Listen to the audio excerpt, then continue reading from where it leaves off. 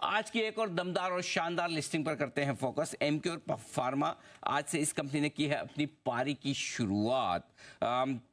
Issue की price जो थी 1008 और लिस्टिंग हुई 1325 रुपये में। इशू को रेस्पॉन्स जबरदस्त मिला, 68 गुना इशू भरा। क्यूआईबी कैटेगरी में तो 191 गुना, एचएनआई 49 गुना और रिटेल 7 गुना से ज़्यादा बढ़ता हुआ दिखा। देश की दिग्गज फार्मा कंपनियों में शामिल है एमक्योर। आइए मुलाकात करते हैं कंपनी के होल टाइम डायरेक्टर समित मेहता साहब हमारे साथ कार्यक्रम में हो रहे हैं शामिल। मेहता साहब, बहुत बहुत स्वागत है आपका। सबसे पहले तो आपको ढेरों बधाइयाँ। 2 वजह से, पहले आपके इशू को रेस्पॉन्स बहुत ही गजब का मिला और दूसरा उतनी ही दमदार लिस्टिंग भी हुई है। प्रसन्न हैं आप?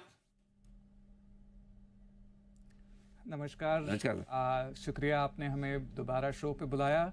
बहुत खुश हैं, ऐतिहासिक क्षण है और जिस तरीके से सभी कैटेगरीज के इन्वेस्टर्स ने सपोर्ट दिया है, बहुत ही शुक्रगुजार हैं। बिल्कुल सर, आपकी कई सालों की बड़ी कड़ी मेहनत है, आपने ये कंपनी तैयार की है और इस मुकाम तक पहुंचाया है जिसे आपके निवेशक बहुत पसंद कर रहे हैं। आईपीओ के वक्त भी और अब लिस्टिंग के बाद भी दमदार लिस्टिंग होती हुई दिख रही है। जाहिर सी बात है कि आपसे, आपकी कंपनी से उम्मीदें काफ़ी ज़्यादा रहेंगी निवेशकों को। अगले 2-3 साल के लिए जो भी, या 1 साल के लिए आपने जो विजन बनाया हो कंपनी के लिए, आपने टारगेट सेट किया कि हम कहाँ ले जाना चाहते हैं, किस तरह की ग्रोथ चाहते हैं, जरा विजन के बारे में बताएं सर। ज़रूर। जैसे कि हम कई सालों से करते आए हैं, हमारा फोकस हमेशा 3 चीज़ों पे रहा है: साइंस, टेक्नोलॉजी, इनोवेशन। और ये जो हमारी फाउंडेशन है, उसी पे लगातार मेहनत जारी रहेगी। डोमेस्टिक मार्केट में हमारी काफ़ी मजबूत पकड़ है, वो हम और मजबूत बनाना चाहेंगे। वहाँ पे भी हमारे जितने R&D रिलेटेड डिफरेंशिएटेड प्रोडक्ट्स है, जो हम अपने इंडियन पेशेंट्स के लिए कई बार पहली टाइम इस कंट्री में लॉन्च कर रहे हैं, वो कोशिश जारी रहेगी। उसके साथ साथ इमर्जिंग मार्केट्स भी जो है, जो काफ़ी हद तक इंडिया जैसे ही ब्रांडेड जेनरिक्स मार्केट है, वहाँ पर भी यही प्रोडक्ट्स हम पेशेंट्स को पहुँचाने की कोशिश जारी रखेंगे। यूरोप और कनाडा के जो मार्केट्स है, वहाँ पे हमारी जो एंट्री स्ट्रैटेजी रही है, जहाँ पे हमने काफ़ी injectable products, hospital products introduce किए हैं, वही कोशिश हमारी R&D में उन मार्केट्स के लिए भी बरकरार है। बिल्कुल, तो ग्लोबल मार्केट्स और एक्सपोर्ट्स मार्केट दोनों पर फोकस कंपनी का बरकरार रहेगा। मार्जिन्स किस तरह की उम्मीद रखी जाए, क्योंकि पिछले कुछ समय में हमने देखा आपके मार्जिन्स 23% से 18.5% की रेंज में घट कर आए हैं। क्या 20% के ऊपर के मार्जिन्स मेंटेन करना संभव होगा कंपनी के लिए सर?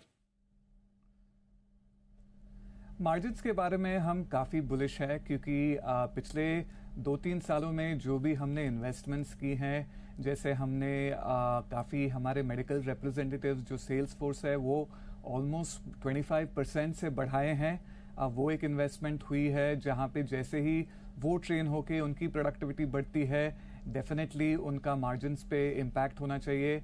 दूसरी, हमने जो पिछले 18 से 24 महीनों में 4 नई मैन्युफैक्चरिंग फैसिलिटीज़ कमीशन की है, जैसे जैसे वो फिलअप होती जाती है, कमर्शलाइजेशन मोड में कैपेसिटी यूटिलाइजेशन बढ़ती है, वहाँ पे भी इम्पैक्ट होना चाहिए। और ऑफ कोर्स यहाँ पे हमने, जैसे हमारे डॉक्यूमेंट्स में बताया है, 600 करोड़ जो हम डेट रीपेमेंट के लिए यूज़ करेंगे, उसका भी इम्पैक्ट पैट और EPS में दिखना चाहिए। मेहता साहब, 600 करोड़ तो आप देंगे, लेकिन 2100 करोड़ के आसपास का आपका डेट है। बाकी 1500 करोड़ को लेकर क्या प्लान्स हैं? क्योंकि आप एक्सपेंशन भी कर रहे होंगे, शायद कुछ एक्विजिशन भी हो, तो क्या डेट कम करेंगे या कंफर्टेबल है 1500 करोड़ के आसपास बच जाएगा? तो आप अगर 31 मार्च 2024 की नेट डेट की बात करते हो, तो लगभग 1500 से 1550 की नेट डेट थी, उसी में से ये 600 कम होंगे। उसके अलावा बिजनेस भी काफ़ी हेल्दी कैश फ्लोज जनरेट कर रहा है। जैसे मार्जिन इंप्रूवमेंट होता है, वहाँ कैश फ्लो जनरेशन भी इम्प्रूव होना चाहिए। तो इन सब कारणों की वजह से हम काफ़ी कॉन्फिडेंट है कि डेट कम से कम होता रहेगा। ऑफ कोर्स, जैसे आपने बताया कि अगर बहुत ही बढ़िया अपॉर्चुनिटी आती है एक्विजिशन के लिए या शायद कोई इन लाइसेंसिंग के लिए, तभी हम कंसिडर करेंगे। हिस्टोरिकली अगर आप देखते हैं, इस कंपनी ने डेट लेने में हमने कोई हम कतराए नहीं हैं। इसीलिए आज भी जब कंपनी पब्लिक गई, प्रमोटर फैमिली के पास 80% से ज्यादा इक्विटी होल्डिंग थी। और आप अगर देखें तो एक बार भी पूरी कंपनी के हिस्ट्री में फाइनेंशियल कवेनेंट एक भी बार मिस नहीं हुई है। तो उस तरीके से अगर कोई बहुत ही बढ़िया अपॉर्चुनिटीज हो एक्सेलरेटेड ग्रोथ के लिए, तो वहां पे अगर डेट का इस्तेमाल करना पड़े तो जरूर हम कंसिडर करेंगे। और ये जो समझिए आपने जो ये बात कही है बहुत इंपॉर्टेंट है और कई दर्शकों को समझनी चाहिए, क्योंकि आमतौर पर ये होता है कि कंपनियां भी ये प्रेफर करती है कि डेट ना लें, प्रोमोटर्स भी यही कहते हैं कि हम डेट और नहीं बढ़ाएंगे, और दर्शक भी यही समझते हैं कि डेट नहीं होना ज़्यादा बेहतर है, लेकिन हमेशा डेट नहीं होना ही बेहतर नहीं है। और चूंकि आपकी तो सिस्टर खुद चार्टर्ड अकाउंटेंट हैं जो कंपनी के मैनेजमेंट में पूरी तरह से एक्टिवली इन्वॉल्व है, तो एक प्रॉपर मिक्स डेट का हो तो वो कंपनी की ग्रोथ बहुत तेज़ी से बढ़ाता है, क्योंकि डेट आपके लिए हमेशा सस्ता होता है इक्विटी के मुकाबले में। तो आपने बहुत अच्छी बात ये कही कि अगर ज़रूरत पड़ी ग्रोथ के लिए और डेट लेना पड़ा तो भी हम मैनेज करके उसको करेंगे। और आपने अब तक लगातार अपने जितने भी डेट रिपेमेंट्स हैं वो समय से पूरे भी किए। एक आखिरी सवाल आपसे ये, क्योंकि आपका रॉ मटेरियल काफ़ी आपको इम्पोर्ट करना भी पड़ता है, हमेशा थोड़ी सी वो रिस्क रहती है, स्पेशली वो चाइना वाइना जैसे देश होते हैं वहाँ से लाना हो, तो क्या कुछ ऐसी संभावनाएं बन सकती है कि आप घरेलू मार्केट से ही उन्हें प्रोक्योर करें, या फिर मजबूरी है इंपोर्ट करने की? ज्यादा से ज्यादा कोशिश तो यही रही है कि हम बैकवर्ड इंटीग्रेशन करें। हमारा खुद का जो रॉ मटेरियल है उसके लिए हमारे R&D में एक अलग सा डिपार्टमेंट है। तो पिछले 2-3 सालों में काफ़ी ऐसी आइटम्स है, APIs जिसे बोलते हैं एक्टिव फार्मा इंग्रेडिएंट्स, जो पहले हम इंपोर्ट करते थे, लेकिन हमने खुद टेक्नोलॉजी डेवलप करके या तो हमारी फैसिलिटी में या फिर इंडिया में ही जो हमारे कॉन्ट्रैक्ट मैन्युफैक्चरिंग पार्टनर्स है वहाँ पर वो टेक्नोलॉजी लेके इन हाउस बनाई है।